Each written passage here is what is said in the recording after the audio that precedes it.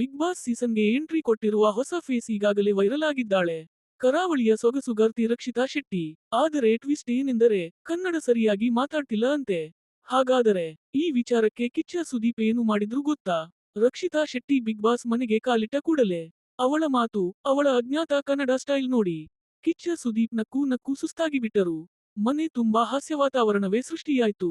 Social ಮೀಡಿಯಾದಲ್ಲಿ ಈಗ ಒಂದು ಟ್ರೆಂಡ್ ಶುರುವಾಗಿದೆ.